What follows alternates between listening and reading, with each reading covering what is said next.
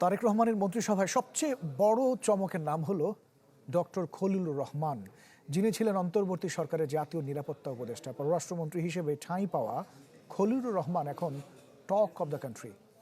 বিশ্লেষকরা বলছেন যে প্রভাবশালী রাষ্ট্রগুলোর টানাটানির রাজনীতির দৌড়ে বাংলাদেশের স্বার্থ রক্ষা করেই চলতে হবে এই নতুন সরকারকে।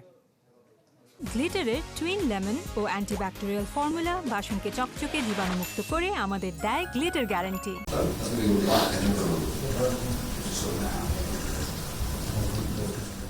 অন্তর্বর্তী সরকারের জাতীয় নিরাপত্তা উপদেষ্টা থেকে বিএনপি সরকারের পররাষ্ট্রমন্ত্রী তারেক রহমানের মন্ত্রিসভায় ঠাঁই হতে পারে ডক্টর খলিলুর রহমানের, এমন ধারণা মেলেনি মন্ত্রীদের তালিকা ঘোষণার আগ মুহূর্ত পর্যন্ত।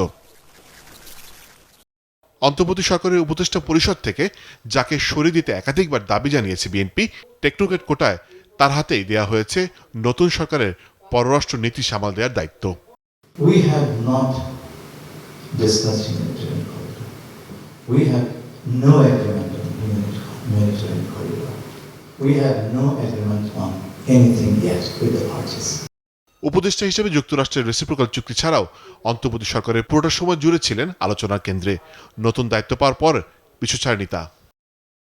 আন্তর্জাতিক সম্পর্ক বিশ্লেষকরা বলছেন, দায়িত্বে যেই আসুক, যুক্তরাষ্ট্র চীনের টানাটানি বৈশ্বিক রাজনীতিতে বাংলাদেশের ভারসাম্য রাখাই বড় চ্যালেঞ্জ। আন্তর্জাতিক সম্পর্ক খুব জটিল পর্যায়ে আছে।